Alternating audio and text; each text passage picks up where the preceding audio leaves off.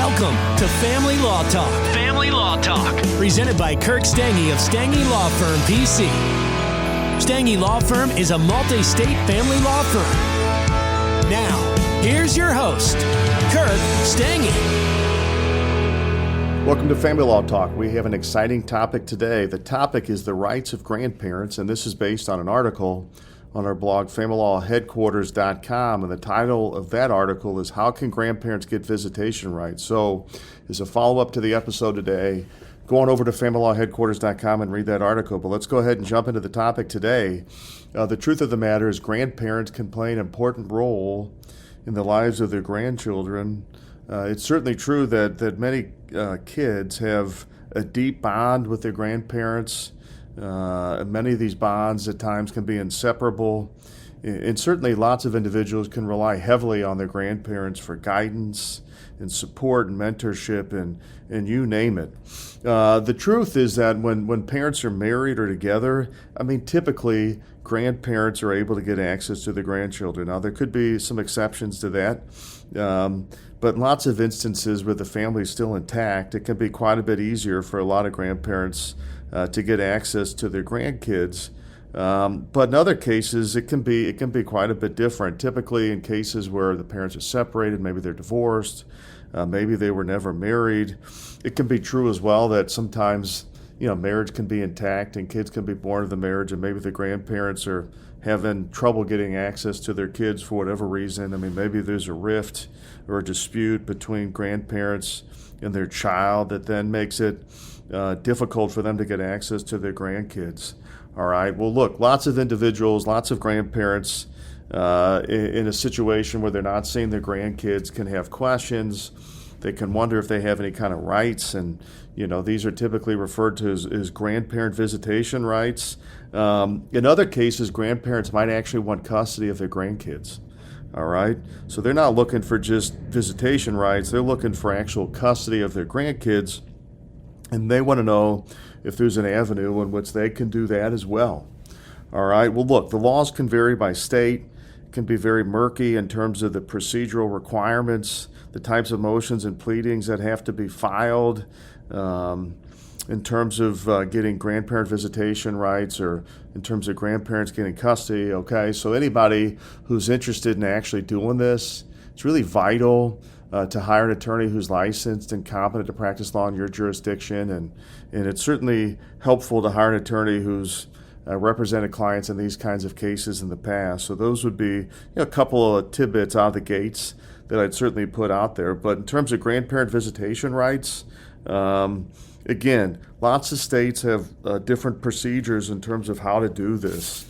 Okay, so it's important to speak to an attorney who is in your jurisdiction and has done this before. But the one thing I would say as sort of a preface is that there is a big U.S. Supreme Court case on this topic that is really precedential, and it really limits and guides states in terms of what they can do in terms of grandparent visitation and in terms of what they can't do. One of the key quotes from the case is this. It says, "The interest of parents in the care, custody, and control of their children, perhaps the oldest of the fundamental liberty interests recognized by the court." So, look, in a lot of instances, based on this case, states, might be able to give grandparents certain kinds of visitation rights, but it's going to be quite limited under this case. In other words, if a parent is in a dispute with their parents, so it's the grandparents, and they just don't think the grandparents should be around the grandchild, in a lot of states and in a lot of circumstances, the parent's going to be able to make that call. And I would say this is much more common in a situation where kids are born of a marriage and the marriage is intact, and both the mom and the dad agree to basically cut the grandparents out. I know that could be kind of a tough pill for some grandparents to swallow. And again, it's not necessarily absolute, so speak to a lawyer in your jurisdiction, but it can be very tough for grandparents to get visitation rights where the parents are still married and they're still together and the children were born of the marriage. But certain states have set up certain abilities, I should say, for grandparents to come in and either file a petition, file a motion for grandparent visitation rights, And again, this is typically true in circumstances where the parents are divorced, so the grandparents could maybe try to intervene in the divorce, get visitation rights. If there was a paternity case where the parents weren't married but they litigated custody or support, grandparents might be able to intervene in that proceeding, try to get grandparent visitation rights. Again, it's vital to look at the statute in any particular state. Typically, there's requirements that have to be met. And again, it's going to vary, but just some things off the top of my head, which would be, the grandparents are unreasonably denied any contact or visitation for X period of time. Could be something that could be in some state statutes. If the grandchildren lived in the grandparents' home for a certain length of time, 6 months out of 24 months is something I've seen. That could give the grandparents the ability to come in and try to get some visitation rights. But there's these certain criteria that have to be met. So it's important for, a grandparent to go through the statutory requirements with an attorney and see if they have a case, if they meet the jurisdictional requirements by statute to come in and seek grandparent visitation rights. And if they do, then there can be quite a bit of variance in terms of what a judge may grant.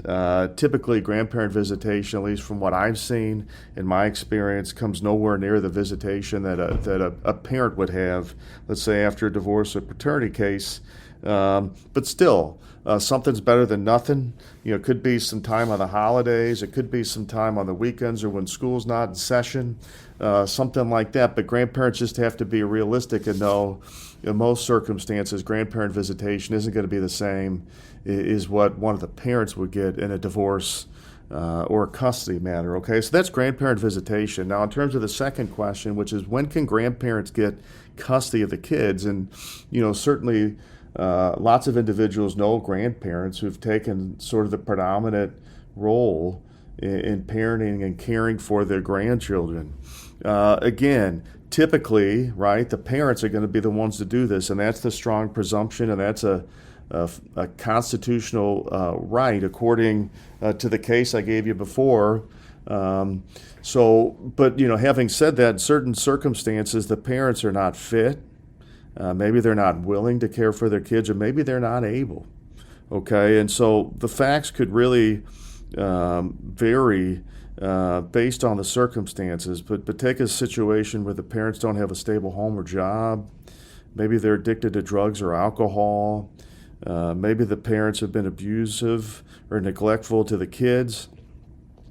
In these kinds of circumstances, grandparents might be able to come in and file for guardianship and conservatorship over their grandchildren, which is tantamount to getting custody.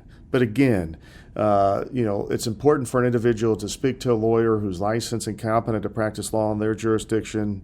It's vital to look at the statutes in any particular state. And then, of course, the facts matter. And look, certain parents might not be great. They might not be outstanding. Maybe in the eyes of some, they're not A parents, right? They're not parents of the year. They're not the most perfect parents somebody's ever met. But that's not really the standard. For a grandparent to get guardianship or conservatorship over their grandchildren, they really have to find that both the biological parents are not fit, they're not willing, or they're not able. But, if they're able to meet these requirements, and some grandparents are, they can actually get guardianship and conservatorship over their grandchildren, which is, really tantamount to having custody over them. All right, so, more and more grandparents do this. More and more grandparents are successful doing this. Obviously, it's not really a pretty case, where the grandparents are litigating with their son or daughter to try to get custody over the grandkids, particularly if this is a contested case, right? This isn't joyous. Obviously, this can cause a family rift. But in certain cases, it's ultimately vital where the parents are not really fulfilling just the basic elementary components of being a parent to the kids, and the grandparents are able to come in and provide that stability that the kids need.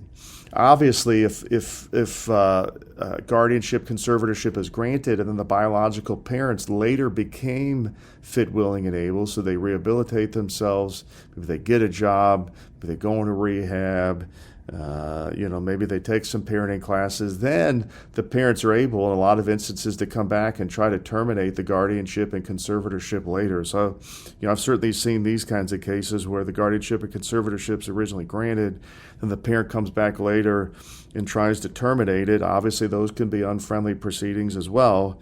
But these are all things that can be litigated. And typically, just so folks know, the guardianships and conservatorships, that's typically going to be in the probate court, whereas the grandparent visitation cases, those are typically going to be in the family court. So different subsections of courthouses. But again, this can vary by state and locality as well.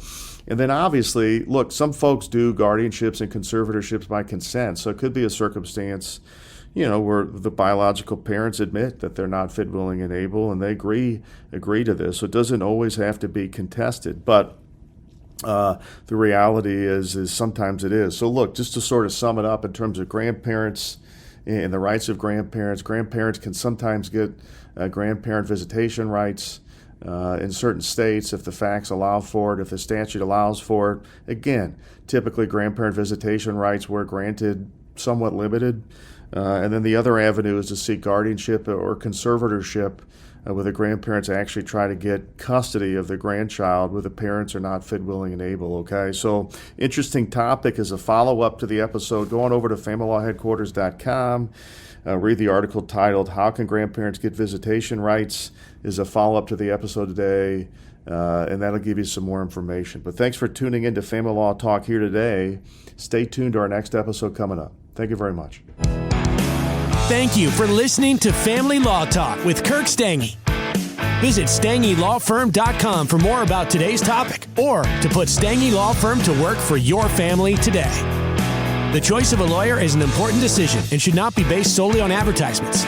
Neither the Supreme Court of Missouri or Illinois reviews or approves certifying organizations or specialist designations. The information you obtained in this podcast is not, nor is it intended to be, legal advice.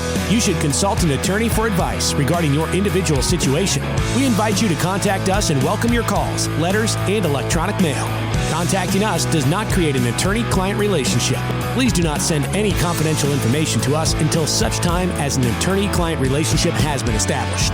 Past results afford no guarantee of future results, and every case is different and must be judged on its own merits. Kirk Stange is responsible for the content. Headquarters, Office 120 South Central Avenue, Suite 450, Clayton, Missouri 63105. Kirk Stange is licensed in Missouri, Illinois, and Kansas.